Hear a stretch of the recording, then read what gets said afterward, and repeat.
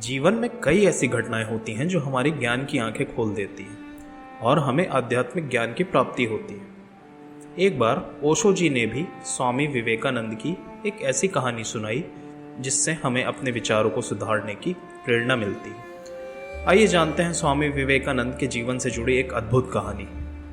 यह कहानी तब की है जब वे भारत में ही रहते थे और उतने प्रसिद्ध नहीं हुए थे जितने बाद में हुए।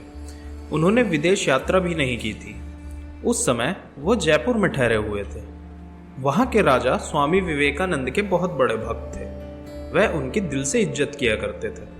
इसलिए राजा ने स्वामी विवेकानंद जी को अपने महल में बुलाया। उस समय की ये रस्म थी कि जब भी किसी मेहमान को बुलाया जाता था तो उनके स्वागत में नाच गाने का प्रबंध किया जाता था। इसी रस्म के अनुसार स्वामी विवेकानंद जी के स्वागत के लिए भी राजा ने भारत की सबसे सुंदर वेश्या को न्योता भेजा। सब कुछ तय हो जाने के बाद राजा को यह एहसास हुआ कि स्वामी जी तो सन्यासी हैं। उनके स्वागत के लिए वेश्या को नहीं बुलाना चाहिए था। एक सन्यासी के लिए वेश्या की क्या जरूरत? कहाँ स्वामी जी इतने बड़े महापुरुष और कहाँ वो अदना सी वेश्या। स्वामी विवेकानंद जी उस समय तक सीखने की प्रक्रिया में ही थे। इसलिए जब वे राजा के महल में आए तो आते ही उन्होंने वेश्या को देखा। वेश्या के बारे में पता लगते ही स्वामी विवेकानंद जी उस समय एक कमरे में गए और खुद को कमरे के अंदर बंद कर लिया। उन्हें डर था कि कहीं उस वेश्या को देखकर उनकी वासना शक्ति न जाग जाए। राजा बाहर से उन्हें बुलाते रहे, लेकिन स्वामी विवेकानंद जी ने बाहर आने से साफ मना कर दिया। राजा ने माफी भी मांगी कि उन्होंने आज तक किसी सन्यासी का स्वागत नहीं किया, इसलिए उनसे ये भूल हुई। लेकिन स्वामी विवेकानंद जी ने उनकी बात नहीं मानी और अंदर ही बंद रहे। राजा निरंतर स्वामी जी को मनाने का प्रयास कर रहे थे। इसका कारण था वो वेश्या। वह वेश्या भारत की सबसे सुंदर और प्रसिद्ध वेश्या थी। अगर उसे वापस भेजा जाता तो ये उसका अपमान होता। राजा बुरी तरीके से फंस चुके थे। उन्हें समझ नहीं आ रहा था कि वह इस स्थिति में क्या करे, कैसे इस समस्या से निजात पाई जाए।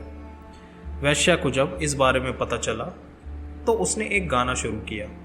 उस गाने में उस वेश्या ने कहा कि उसे पता है कि वे उनके लायक नहीं है, लेकिन वो थोड़ी तो दया दिखा सकते हैं। वो तो सड़क की धूल भर है, पर उसके लिए वो निर्दयी क्यों है? वो तो अज्ञानी है, पापी है, लेकिन स्वामी जी तो ज्ञानी है। उन्हें एक वेश्या से कैसा डर?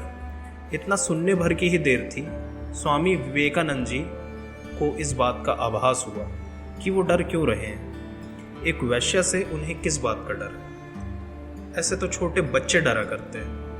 उनकी समझ में अब तक आ गया था कि वह डर उनके जीवन में नहीं बल्कि मन में था। वह उनके मन में बसी वासना का डर था, जिसे उन्होंने अपने मन से बाहर निकाल दिया। इस चीज के लिए प्रेरणा उन्हें उस वेश्या से ही मिली। उन्होंने उस वेश्या को पवित्र आत्मा कहा, जिसने उन्हें एक नया ज्ञान दिया। इस ज्ञान की प्राप्ति के बाद स्वामी विवेकानंद जी ने आध्यात्मिकता की एक नई ऊंचाई प्राप्त की, जिसे वह संपूर्ण विश्व में प्रसिद्ध हो गए।